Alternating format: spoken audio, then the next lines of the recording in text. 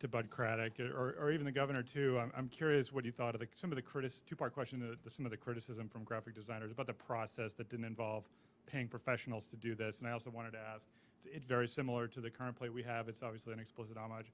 Do you think that reflects it all on Rhode Islanders and what they care about?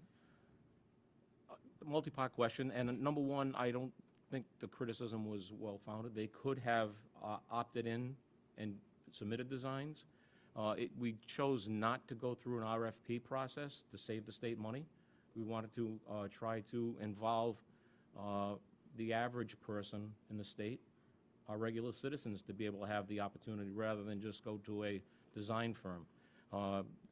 As it turned out, we have a gentleman who actually has a design background who submitted the winning design. So I think it worked. And the plate, very similar to the Wave, do you think that's... Again, a lot of the feedback that I received by email or telephone calls over the last couple of weeks, people loved the Wave. They didn't want to see it go. But again, the reason for a plate reissuance is to have something different so that it's readily identifiable as a new plate, so that we're able to get unregistered vehicles off the road and make sure we have our roadways safe for our constituents. Mr. Van Lanker, if you would, tell us about yourself. How did you come up with the winning design? And Mr. Craddock says you have a design background. Tell us about that as well. Sure. Just to comment, we will do some follow-ups with Willem afterwards in the sidebar, but go ahead. Yeah, Okay. We'll start with you. So I'm Willem, excited to be here today. Was thrilled with the reception of 300,000 people, voting in this. It's really, yeah, it's staggering or surprising. On this design, as said earlier, I think that we all love the Wave plate, and I think there's, a lot of brand equity in the Wave around Rhode Island. It's on our highway signs, it's on the side of the DMV building, it's on our RIPTA buses, and so, how can, that become like a billboard that, carries around Rhode Island as cars, go around the U.S. As for myself, I studied graphic design at RISD. Today, I work in technology and software, and so I still have elements of design in my work, but, mostly in tech today.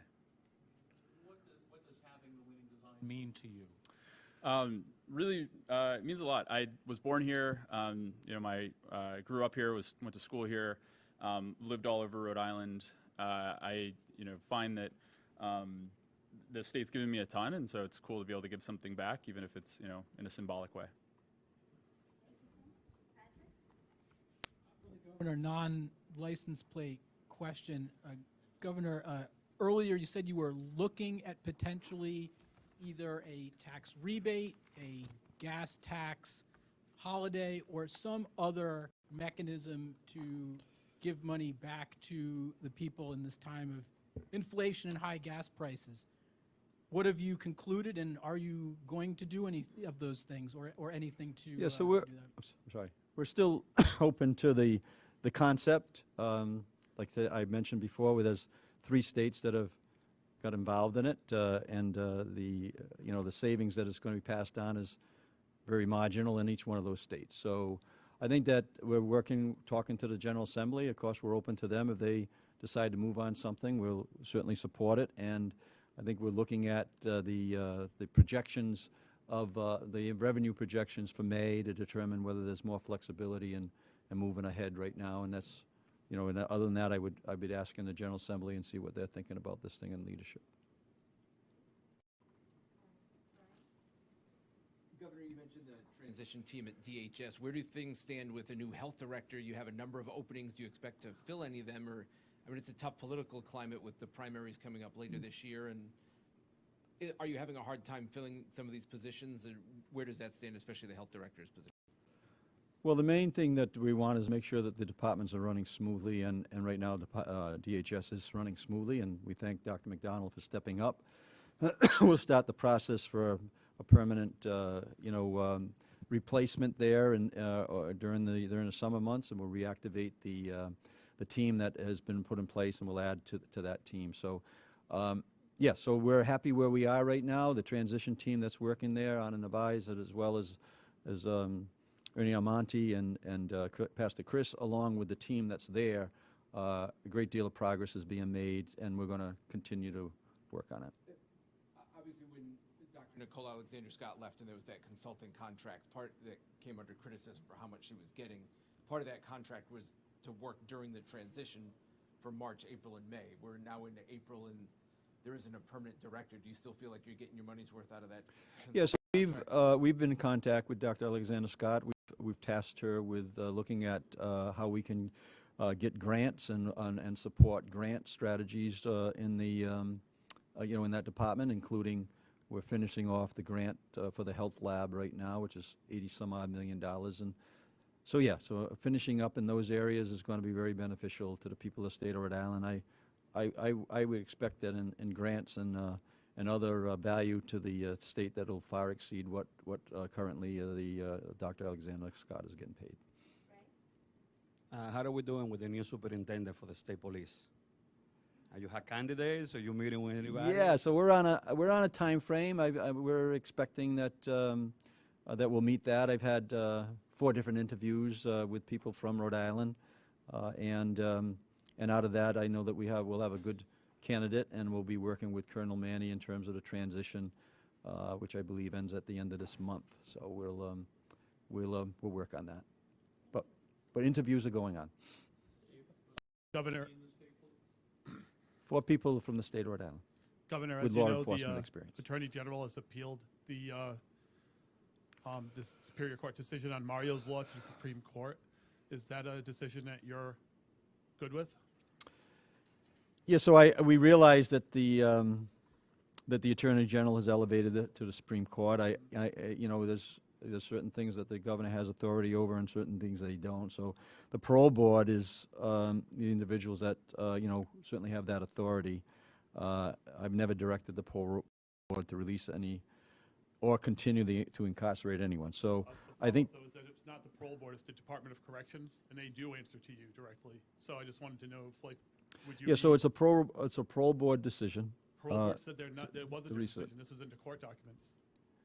Well, that's my understanding is that it is a parole board decision, and that if the General Assembly introduces something, we'll take a look at it.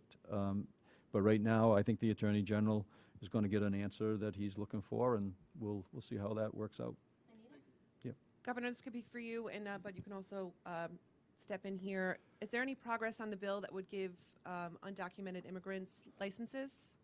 And what are the talks with that in the General Assembly?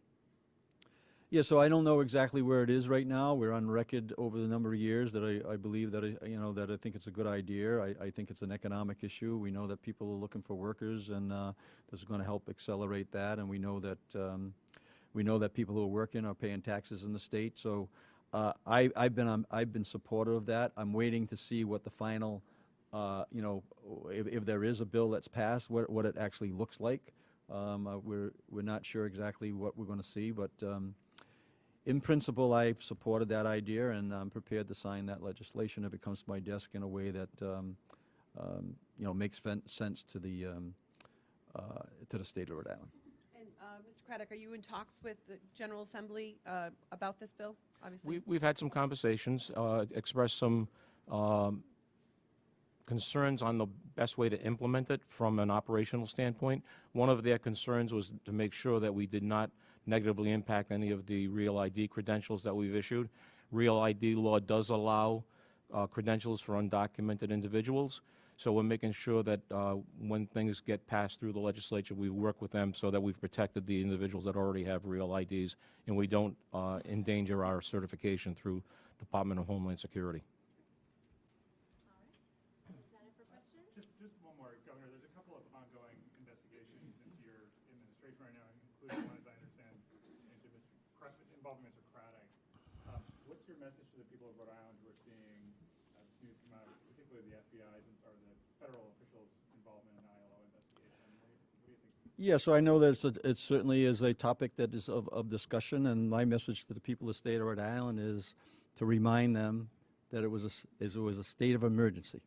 That when I came in, and I think we have to keep on reminding people who are reporting on this that we had the lowest vaccination rate We had the highest death rates, the highest infection rates. It was a state of emergency. It was a true state of emergency. So, and I always did what was in the best interest for the people in the state of Rhode Island, and I never overreached the authority that I had as a governor. But I would also say that when the dust settles, a question for you, when the dust settles and you come up empty, who's going to have the courage to write that story? Thank you all so much. FBI that's looking, it's not just, media reports. I'll repeat. When you come up empty, who's going to have the courage to write that story?